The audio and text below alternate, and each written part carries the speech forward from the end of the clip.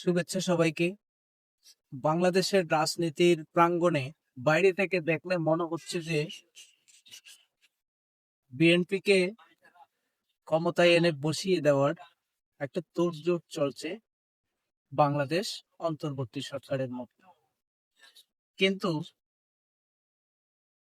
যারা রাজনীতির কবল রাখেন তারা বুঝবেন যে আসলে এই নির্বাচনের কথা বলে বলে নির্বাচনের ঘোষণা দেওয়ার মধ্য দিয়ে বিএনপির সামনে নির্বাচনের মূল্য ঝুলানো হয়েছে।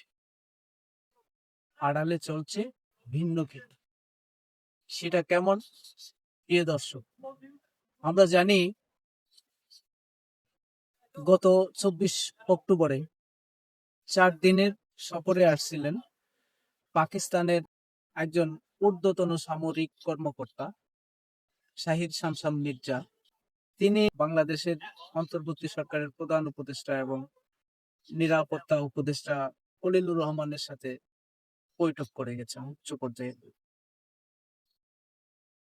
পাশাপাশি অতি সম্প্রতি আমাদের ডিএমপি কমিশনার একটা চমকে ওঠার মতো কথা বলছে যে পার্শ্ববর্তী দেশ ভারত যদি বাংলাদেশের বিষয়ে হস্তক্ষেপ করে তাহলে যুদ্ধ ঘোষণা করা হবে।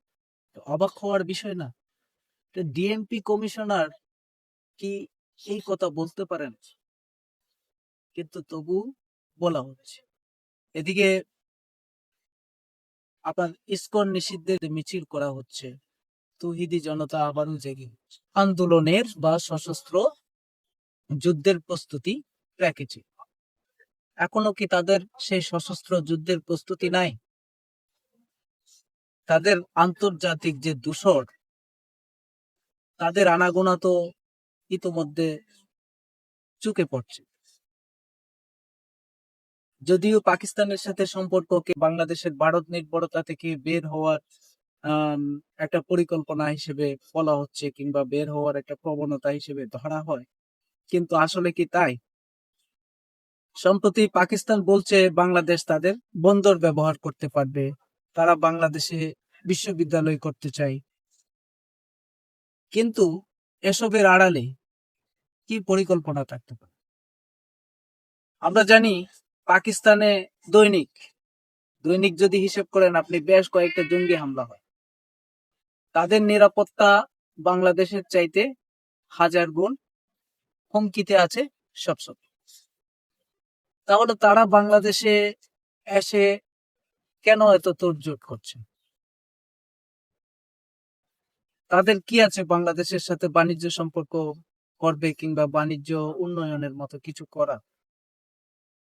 তাহলে আমাদের ভাবতে হবে তারা আসলে এটা ভারতের সাথে যুদ্ধের অংশ হিসেবে বা ভবিষ্যতের যুদ্ধের অংশ হিসেবেই এসব আয়োজন তারা করতে চাইছে। সুতরাং নির্বাচনের মাঠে কিংবা বাংলাদেশে এইসব তৎপরতা, দেশি বিদেশি শক্তির এসব তৎপরতা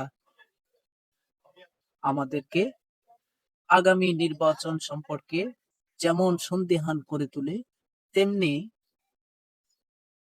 মনে হয় যে বিএনপির সামনে আসলে নির্বাচনের মূলটা ঝুলিয়ে দিয়ে বাংলাদেশ অন্তর্বর্তী সরকার কিংবা বর্তমানে বাংলাদেশের ডিপ স্টেট ভিন্ন কিছু করতে চায়। আজকের মতো এটুকুই। সবাই ভালো থাকুন, সুস্থ থাকুন। ধন্যবাদ।